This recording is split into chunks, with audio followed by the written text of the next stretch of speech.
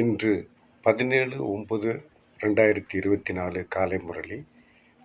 ஓம் சாந்தி. பாப்தாதா மதுபன். இன்றைய முரளியில் மிகவும் அருமையாக அன்பாக குழந்தைகளை அழைக்கின்றார்.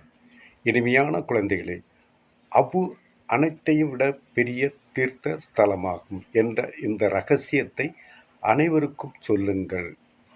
சுயம் பகவான் இங்கிருந்து அனைவருக்கும் சத்கதி அளிக்கின்றார். அபு என்பது எத்தனை பேருக்கு தெரியும்? அது என்னது என்பது யாருக்கு தெரியும்? இந்த ராஜயோகத்தை கற்றுக்கொண்ட குழந்தைகளுக்குத்தான் அபு எங்கே இருக்கின்றது என்பது தெரியும். அபு என்பது அபு மலை, ராஜஸ்தானில் இருக்கின்றது. அதுதான் இந்த பிரம்மகுமாரிகள் அமைப்பின் தலைமை அகம். அங்கு அபுமலைக்கு அபுமலை அனைத்தையும் விட மிகப்பெரிய தீர்த்த ஸ்தலம், பெரிய தீர்த்த ஸ்தலம்.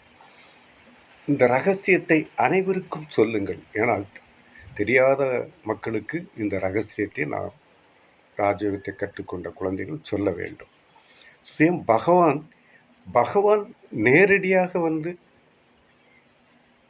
ஒவ்வொரு ரகசியத்தையும் சொல்லி அனைவருக்கும் சத்கதி அளிக்கின்றார், சக்தியை கொடுக்கின்றார். சத்கதி அவ்வளவு சிறப்பான இடம் அபுமலை. கேள்வி: எந்த ஒரு விஷயத்தை மனிதர்கள் புரிந்து கொள்வார்களானால் இங்கே பெரும் கூட்டம் கூடிவிடும். எந்த ஒரு சக்தியை மனிதர்கள் புரிந்து விடுவார்களானால் பெரும் கூட்டம் கூடிவிடும் என்று கேள்வி பாபா இறைவன் கேட்கின்றார். பதில் பாபா சொல்லுகின்றார். பாபா எந்த ராஜயோகத்தை கற்பிக்கிறாரோ, பாபா என்றால் இறைவன், எந்த ராஜயோகத்தை இறைவனை நேரடியாக வந்து மனித ரூபத்தில் பிரம்ம பாபா பல ஆத்மாக்களை தேர்ந்தெடுத்து அவர்கள் மூலமாக இந்த ராஜயோகத்தை கற்பித்து கொடுக்கின்றார். அதாவது பாபா எந்த ராஜயோகத்தை கற்பித்திருந்தாரோ அதை இப்போது மீண்டும் கற்பித்து கொண்டிருக்கிறார். ஒவ்வொரு கல்பத்திலும் சங்கம யுகத்தில் இறைவன் தோன்றி இந்த ராஜயோகத்தை கற்றுக் கொடுக்கின்றார். ஒவ்வொரு யுகம், ஒவ்வொரு கல்பம் என்றால் 5000 வருடங்கள். ஒரு கல்பம் என்பது 5000 வருடங்கள். ஒவ்வொரு 5000 வருடத்திலும் திரேதாயுகம், சத்தியுகம், திரேதாயுகம், துவாபரயுகம், கலியுகம், சங்கம யுகம். இந்த சங்கம யுகத்தில் தான் கலியுகத்திற்கும் சத்தியுகத்திற்கும் நடுவில் இருக்கின்ற யுகம் சங்கம யுகம். இந்த யுகத்தில் தோன்றி மக்களுக்கு ராஜயுகத்தை கற்றுக் கொடுத்து கொண்டிருக்கின்றார். இவர் சர்வ வியாபி அல்ல. சர்வ வியாபி என்றால் எங்கும் நிறைந்தவர் அல்ல. இவர் எங்கும் நிறைந்தவர் அல்ல. இந்த முக்கியமான விஷயத்தை மனிதர்கள் புரிந்து கொள்ள வேண்டும். இந்த முக்கியமான விஷயத்தை மனிதர்கள் புரிந்து கொள்ள வேண்டும். பாபா இச்சமயம் அபுவில் வந்து உலகத்தில் சாந்தியை ஸ்தாபனை செய்து கொண்டிருக்கிறார். பாபா என்றால் இறைவன். இச்சமயம் அபுமலையில் தோன்றி உலகத்தில் சாந்தியை ஸ்தாபனை செய்து கொண்டிருக்கின்றார். அதனுடைய ஜட நினைவு சின்னமாக தில்வாடா கோவிலும் உள்ளது. ஜட நினைவு சின்னம் என்றால் அங்கு சென்று பார்த்தீர்கள் என்றால் நம்மளுடைய தோற்றங்கள் எல்லாம் அங்கு இருக்கின்றது. தில்வாடா கோயில் என்று அபுமலையில் இருக்கின்றது. அந்த கோயிலுக்கு நீங்கள் ராஜஸ்தான் சென்றால் கண்டிப்பாக சென்று பார்க்க வேண்டும். அங்கு நம்முடைய ஜட சித்திரங்கள் இருக்கின்றது. அதனுடைய நினைவு சின்னமாக தில்வாடா கோயிலும் உள்ளது. ஆதிதேவர் இங்கே சைத்தன்யத்தில் அமைந்துள்ளார். ஆதிதேவர் இங்கு சைத்தன்யத்தில் அமர்ந்து உள்ளார். இது சைத்தன்ய தில்வாடா கோவிலாகும். இந்த விஷயத்தை புரிந்து கொள்வார்களானால் அபுவுக்கு மகிமை ஏற்பட்டுவிடும். மேலும் இங்கே பெரும் கூட்டம் கூடிவிடும். அபுவின் பெயர் விளங்குமானால் இங்கே அநேகர் வந்து விடுவார்கள் என்று இறைவன் சொல்கின்றார். கேள்வி பதிலை படித்தோம். அடுத்தது தாரணைக்கான முக்கிய சாரம். தாரணை என்றால் நடைமுறைப்படுத்துவது. நாம் நடைமுறைப்படுத்த வேண்டிய சாரங்களை இங்கு கொடுத்துள்ளார்கள். பாயிண்ட் 1, 2 பாயிண்ட் கொடுத்துருக்காங்க. ஒரு முதல் பாயிண்ட், ஆத்ம அபிமானி ஆவதற்காக முழுமையாக முயற்சி செய்ய வேண்டும். ஆத்ம அபிமானி, தேகம் என்ற உணர்வு வரக்கூடாது. நாம் ஆத்மா, அந்த ஆத்மா இருக்கின்றது இரு புருவங்களுக்கு மத்தியில் இருக்கின்றது. ஒரு மனிதரை பார்க்கும்போது நமக்கு அந்த தேக உணர்வு வரக்கூடாது. ஆத்மா என்ற உணர்வு வர வேண்டும். அதைத்தான் ஆத்ம அபிமானி ஆவதற்கான முழுமையான முயற்சி செய்ய வேண்டும். எது அதிர்ஷ்டத்தில் இருக்குமோ அது நடக்கட்டும் என்று ஒருபோதும் யோசிக்கக்கூடாது. அதிர்ஷ்டத்தில் இருக்க அது நடக்கும் அப்படி நாம் யோசிக்கக்கூடாது. புத்திசாலியாக ஆக வேண்டும். புத்தி திறமையானவர்களாக ஆக வேண்டும் என்று முதல் பாயிண்டில் சொல்கின்றார். 2வது பாயிண்ட், ஞானத்தை கேட்டு அதை சொரூபத்தில் கொண்டு வர வேண்டும். ஞானத்தை படித்தால் மட்டும் போராது, அதை நடைமுறையில் கொண்டு வர வேண்டும். நினைவின் கூர்மையை தாரணை செய்து பிறகு சேவை செய்ய வேண்டும். நினைவின் கூர்மையை தாரணை நடைமுறைப்படுத்தி செய்து பிறகு அதை வைத்துக்கொண்டு சேவை செய்ய வேண்டும். அனைவருக்கும் அபு என்ற மகான் தீர்த்த ஸ்தலத்தின் மகிமையை சொல்ல வேண்டும்.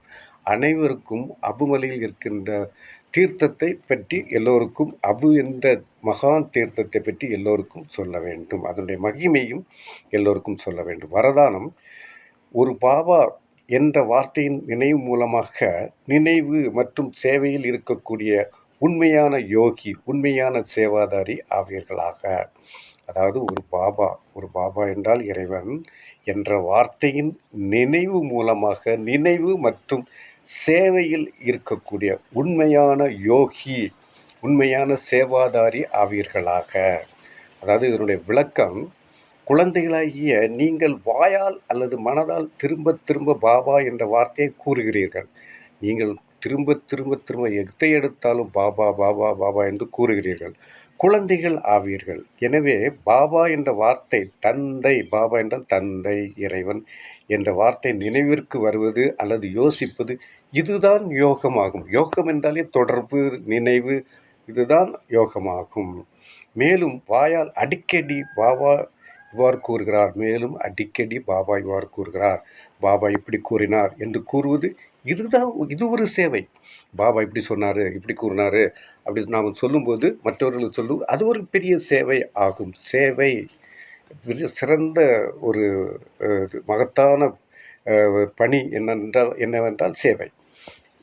ஆனால் இந்த பாபா என்றால் தந்தை, இறைவன் என்ற வார்த்தையை ஒரு சிலர் இதயபூர்வமாக கூறக்கூடியவர்களாக இருப்பார். ஒரு சிலர் இதயபூர்வமாக அவங்க அனுபவிப்பாங்க. அவருடைய நினைவினால் அவங்க அனுபவித்து அவங்க இதயபூர்வமாக கூறுவார்கள். இதயபூர்வமாக கூறக்கூடியவர்களாக இருப்பார்கள். மேலும் ஒரு சிலர் நாலேஜ், அறிவினுடைய புத்தி மூலமாக கூறுபவர்களாக இருப்பார்கள். மேலும் ஒரு சிலர் நாலேஜ், அதாவது அறிவினுடைய புத்தி மூலமாக கூறுபவர்களாக இருப்பார்கள். யார் இதயபூர்வமாக கூறுகிறார்களோ அவர்களுடைய இதயத்தில் எப்பொழுதும் கண்கூடான பிராப்தியாக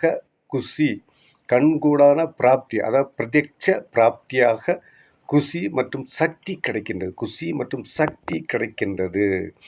மூளையை மட்டும் பயன்படுத்தி பேசுபவர்களுக்கு பேசும் நேரத்தில் குஷி இருக்கும். மூளையை மட்டும் பயன்படுத்தி, அதாவது புத்தியை பயன்படுத்தி பேசுபவர்களுக்கு பேசும் நேரத்தில் குஷி இருக்கும்.